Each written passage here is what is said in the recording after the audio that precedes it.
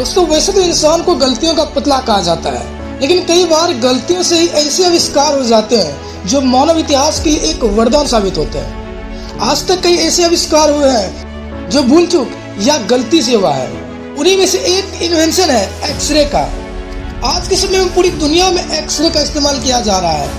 कहीं पर गहरी चोट लग जाए तो डॉक्टर सबसे पहले एक्सरे करने की सलाह देते हैं। मेडिकल साइंस के अलावा एरोस्पेस और सिक्योरिटी पर्पज से एक्सरे का खूब इस्तेमाल किया जा रहा है। पूरी दुनिया में हर सेकेंड करीब 125 एक्सरे होते हैं, यानी पूरे साल में 4 अरब से अधिक एक्सरे पूरी दुनिया भर में होते हैं। इसी से अंदाजा लगाया जा सकता है कि एक्सरे कितना इम्पोर्टेंट है। लेकिन एक्सरे का आविष्कार किया किसने, किस गलती की वजह से एक्सरे का आविष्कार हुआ, एक्सरे का इतिहास क्या है, आइए इस बारे में डिटेल में चर्चा करते हैं। 19वीं सेंचुरी के दौरान फिजिक्स और केमिस्ट्री के क्षेत्र में कई क्रांतिकारी आविष्कार हुए थे। इन आविष्कारों ने साइंस को एक नई गति प्रदान की। 19वीं सेंचुरी के दशक में एक्सरे का आविष्कार गलती से हुआ था, और ये एक ऐसा इन्वेंशन था जिसका यूज आविष्कार के तुरंत बाद करना ही शुरू कर दिया गया। एक्सरे के आविष्कार का श्रेय विल्हेम कोनाल्ड रोंटगेन को दिया जाता है।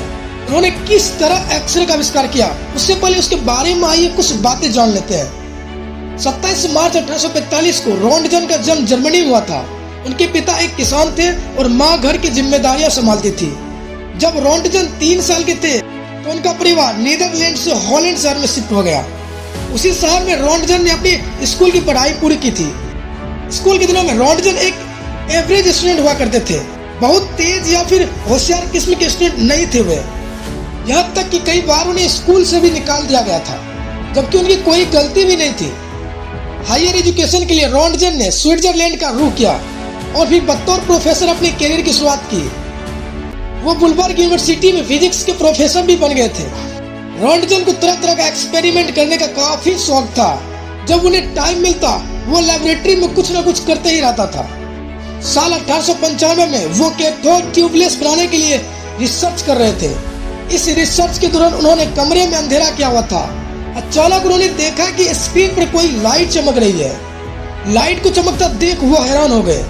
उन्हें समझ नहीं आ रहा था कि ये लाइट कहाँ से आ रही है। असल में रोंटगेन ने जो एक्सपेरिमेंट कर रहे थे उसमें उन्होंने क्रूब्स ट्यूब का इस्तेमाल किया था, जो वैक्यूम सील्ड ग्लास ट्यूब होते हैं। जो ट्यूब के पास इलेक्ट्रिसिटी पास करने पर कलर चेंज हो जाता है। इसे आप एक तरह का कांच का बल्ब भी कह सकते हैं। इसके अंदर पॉजिटिव और नेगेटिव इलेक्ट्रॉन होते हैं। जब रोंटगेन ने बल्ब ऑन किया तो ट्यूब से फ्लोरेसेंट किरणें निकल रही थी। इस लाइट को कवर करने के लिए रोंटगेन ने इसके ऊपर एक कार्डबोर्ड रखा हुआ था, लेकिन उन्होंने देखा कि स्क्रीन पर जो लाइट चमक रही है वो क्रूब्स ट्यूब में से आ रही है और ऊपर लगे कार्डबोर्ड से वो पास हो रही है। रोंटगेन को समझ नहीं आया कि वो किस तरह की लाइट्स है। उन्होंने इस रेंज को एक्सरे का नाम दे दिया। जिसे आमतौर पर हमें जब किसी का नाम पता नहीं होता तो हम एक्स व जेड का यूज करते हैं। इसी तरह रोंटगेन ने भी रेंज को एक्सरे का नाम दे दिया। 8 नवंबर 1895 के दिन पहली बार उन्होंने गलती से एक्सरे का आविष्कार किया। इसके बाद रोंटगेन ने इस कार्डबोर्ड की वजह अपने हाथ को ही सामने रखा। उन्होंने देखा कि वो लाइट्स उनकी स्किन को तो पार कर रही है पर उनकी हड्डियां पार नहीं कर पा रही है, जिस कारण स्क्रीन पर उनकी हड्डियां की इमेज नजर आ रही थी। रोंटगेन समझ गए कि उन्होंने गलती से ही लेकिन एक महत्वपूर्ण खोज कर दी। दुनिया को उन्होंने इस बारे में बताने में कोई दिलचस्पी नहीं की। वो पहले अच्छी तरह से अस्वस्थ हो जाना चाहते थे। रोंटगेन ने कई दिनों तक लेबोरेटरी में रिसर्च जारी रखा। कई मेटल्स, मटेरियल्स और रबर को उन्होंने एक्सरे आर करने की कोशिश की। उन्हें सफलता भी मिलती गई।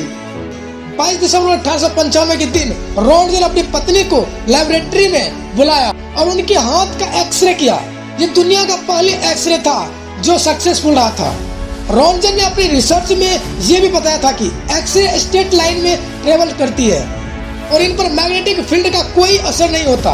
ये रेज कोई इंसान अपनी आंखों से नहीं देख सकता। ये विजुअल लाइट से काफी अलग होते हैं। विजुअल लाइट्स के वेवलेंथ ज्यादा होते हैं और एनर्जी कम होती है, जबकि एक्सरे की वेवलेंथ कम और एनर्जी ज्यादा होती है।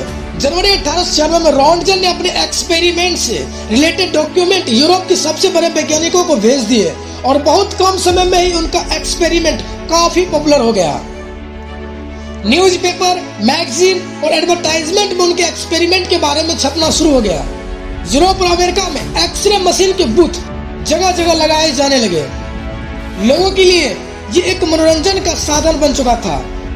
लोग अपने हाथ और बॉडी को आर पार देखने के लिए बहुत उत्सुक थे। एक्सरे बूथ के बाहर लंबी लंबी कतारें लगने लगी थी।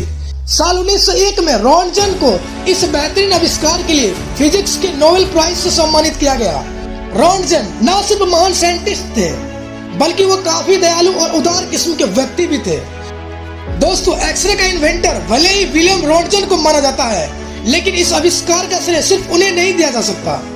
उनसे पहले फिलिप लेनार्ड ने एक्सरे की मदद से कुछ चीजों को आर पार देखा था, लेकिन इसके डीप रिसर्च के लिए वो सफल नहीं हो पाए थे। रॉन्टजन ने इस इन्वेंशन में अलग अलग वैज्ञानिकों के इन्वेंशन को यूज किया था। साल 1850 में माइकल फ्राडे ने बिजली की मशीन बनाई थी। 1851 में हेनरिक रोमकोफ ने इंडक्शन कोल का आविष्कार किया था और 1865 में H.J.T. स्प्रिंगल ने मरकरी एयर पंप बनाया था। साल 1850 में क्रूक्स ने क्रूप्स ट्यूब का आविष्कार किया था। इन सभी इन्वेंशन की मदद से ही रॉन्टजन एक्सरे का आविष्कार करने में सफल हो पाए थे। 10 फरवरी 1923 में 77 वर्ष की आयु में उनका निधन हो गया था, लेकिन वो एक ऐसे आविष्कार दुनिया को दे गए जिसका इस्तेमाल उनके मौत के 100 साल के बाद भी खूब हो रहा है और आने वाले सैकड़ों वर्षों तक उनके एक्सपेरिमेंट का उपयोग होते रहेगा। तो दोस्तों, उम्मीद करता हूँ आज की हमारी ये वीडियो आपको पसंद आई होगी। क्या कभी आपने अपनी बॉडी का एक्सरे करवाया है? अगर हाँ, तो अपना एक्सपीरियंस हमारे साथ साझा जरूर करें और इसी तरह की मोटिवेशनल इंस्पिरेशनल स्टोरी को देखने के लिए हमारे YouTube channel tips of motivation को सब्सक्राइब जरूर करें। मैं मिलता हूँ आपसे अगले वीडियो में। तब तक के लिए जय हिंद, जय भारत।